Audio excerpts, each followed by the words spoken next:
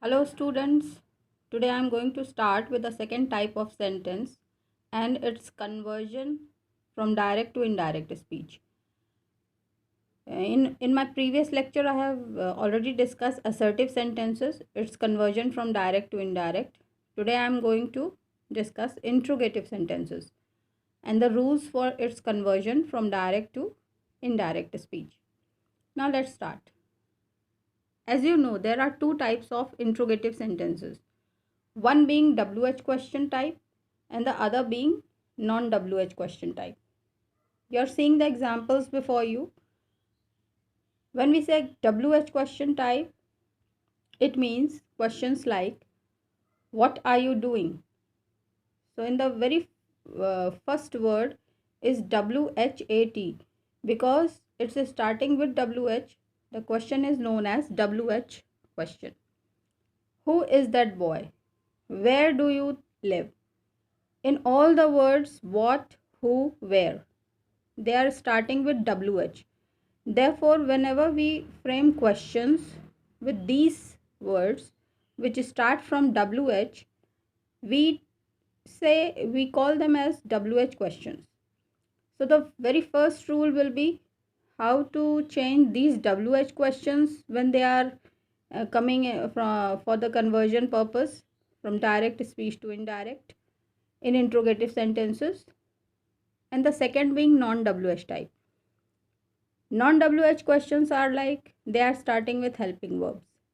Are you going? Is he a criminal? Have you done your work? So we are seeing all the words are non-WH in all these questions. And are, is, have, all of them are also auxiliary verbs. So now let's try and understand how to convert them from direct speech to indirect speech. So let's take the very first example. In direct speech, he said to his friend, comma, double inverted comma start, what can I do for you? Now in an interrogative sentence, whenever you are trying to change it into indirect, the reporting verb said to और said will change to asked और inquired. आपको ये याद रखना है कि asked या inquired में बदल जाता है said या said to. said to तब लिखा रहेगा जब सुनने वाला लिसनर मौजूद है, और अगर केवल इतना ही होता कि he said, so in indirect speech it would have been he asked. So now he asked his friend.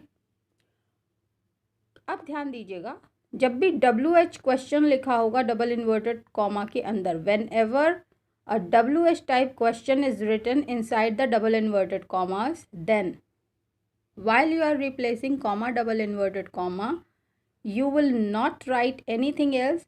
Instead you are just going to copy that WH word.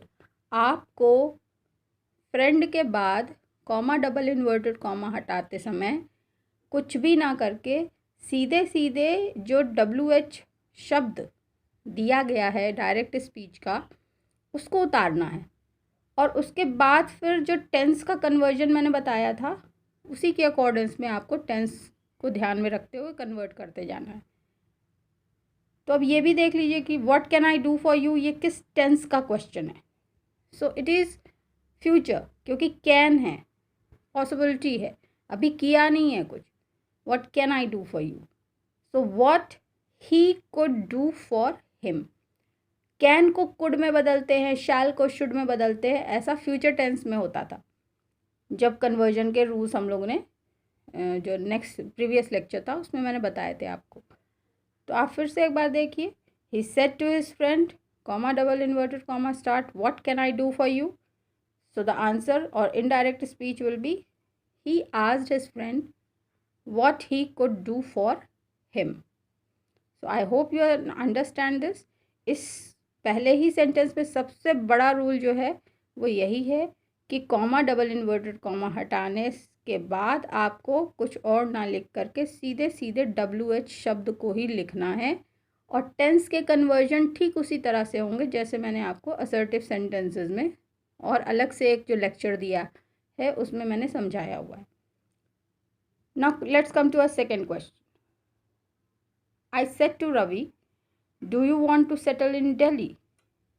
अब मैंने रवि से कहा, do you want to settle in Delhi. अब do present tense का है। Now sentence को आप देखेंगे, डू यू वांट, ये भी प्रेजेंट है, तो प्रेजेंट टेंस सीधे सीधे बदल जाता है पास्ट टेंस में। सो अकॉर्डिंगली ये क्वेश्चन भी सीधे सीधे पास्ट टेंस में बदल जाएगा। Do does did, do does is your present indefinite, therefore it will simply change to past indefinite. So the answer will be in indirect speech. I asked Ravi, said to की जगह asked Ravi if। अब यहाँ पे ये भी देखिए कि ये नॉन WH क्वेश्चन दिया हुआ है, डू से स्टार्ट है जो कि ऑक्सिलरी वर्ब है, WH वर्ड नहीं है। इसलिए आप जब कॉमा डबल इन्वर्टेड कॉमा हटाएंगे तो वहाँ पे आप या तो इफ़ लगा सकते हैं या वेदर। वेदर WHETHER याद रखिएगा, दोनों ही सेम है। इफ़ आसान पड़ेगा, छोटी स्पेलिंग है, गलत नहीं करेंगे, नहीं तो बहुत सारे लोग जो मौसम वाला क्लाइमेट वाला वेदर होता है वो लिख देते हैं और उनके आंसर्स गलत हो जाते हैं। देयरफॉर आई सजेस्ट कि आप इफ़ को अपने याद में रखिए। I asked Ravi if he wanted to settle in Delhi. Want बदल गया वांटेड में क्योंकि डू प्रेजेंट टेंस का था और ये सेंटेंस अब बदल गया पास्ट टेंस में। Next, they said to me when have you come. ये इंट्रोगेटिव सेंटेंस देखिए, फिर WH वर्ड आ गया। So they asked me when I had come. Have जो है प्रेजेंट परफेक्ट है, तो प्रेजेंट परफेक्ट बदल जाएगा पास्ट परफेक्ट में, तो हैव की जगह आ गया had. They asked me when I had come. Meena said to Rita, are you going to school today?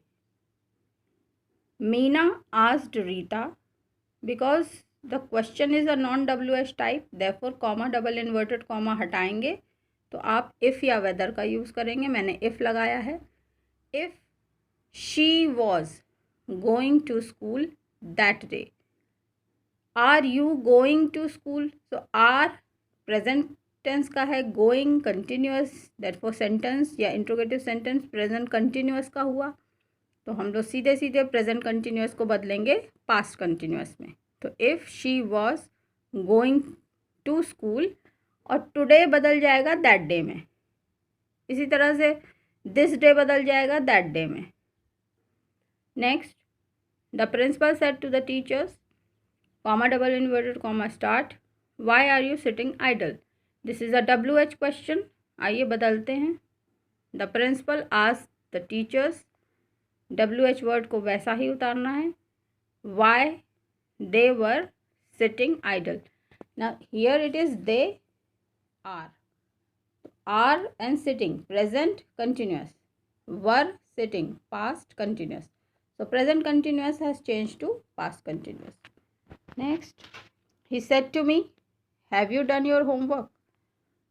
He asked me if, because it is a non-WH word, therefore have जो है आपको जानते हैं auxiliary verb है और present tense का है, present perfect का है, done लगा हुआ है यहाँ पे देखिए, verb की third form, and this is your perfect tense, have और has present perfect में use करते हैं हम। So he said to me, have you done your homework?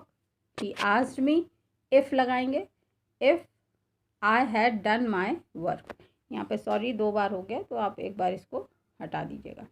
He asked me if I had done my work. Next, she said to me, shall I enjoy the party? Now shall I enjoy the party is a futuristic sentence, future tense. So accordingly, she asked me if she would enjoy the party, because ये जो लड़की पूछ रही है वो खुद confuse है कि क्या मैं पार्टी एंजॉय करूँगी कि नहीं करूँगी, इसलिए शुड नहीं लगाएंगे, कंपल्जन नहीं आएगा, वुड लगाएंगे। तो शैल वुड में भी बदलता है और शुड में भी। आपको ये देखना पड़ेगा कि सेंटेंस का आखिर इंटेंशन क्या है, अकॉर्डिंगली आप वुड या शुड में से चुन करके वो मॉडल लगाएंगे इसमें। She asked me if she would enjoy the party. Next, which way did the thief go? asked the policeman.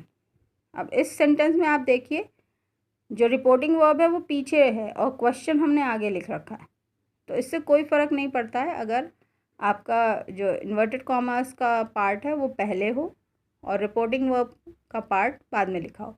जब आप इनडायरेक्ट में बदलेंगे तो वैसे ही करना है जैसे अभी तक करते आए हैं। सो the answer will be the policeman asked, WH word है इसलिए विच का विच ही रहेगा।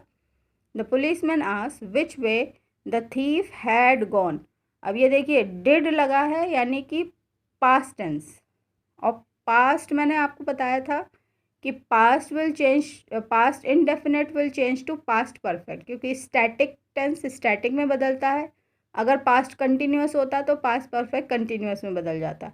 मान लीजिए कि पास्ट परफेक्ट कंटिन्यूअस में है तो फिर कोई बदलाव नहीं होगा, क्योंकि हमें चौथे के बाद पांचवा टेंस नहीं दिया गया है, ग्रामर में होता ही नहीं है, तो उसको एज इट इज़ हम लिख देते हैं।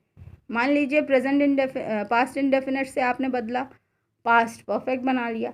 अब डबल इन्वर्टेड कॉमास के अंदर पास्ट इन परफेक्ट का ही सेंटेंस लिखा है, तो क्या करें, फिर कुछ नहीं करेंगे, उसको एज इट इज़ आप लिख दीजिए। दैट मीन्स कि पास्ट परफेक्ट कंटिन्यूअस और पास्ट परफेक्ट ये दोनों ही अगर डबल इन्वर्टेड कॉमास के अंदर लिखे होंगे तो फिर हम किसी भी प्रकार का उसमें चेंज नहीं करेंगे और आंसर को एज इट इज़ उतार देंगे। So I hope you understand this. So again, which way did the thief go asked the policeman.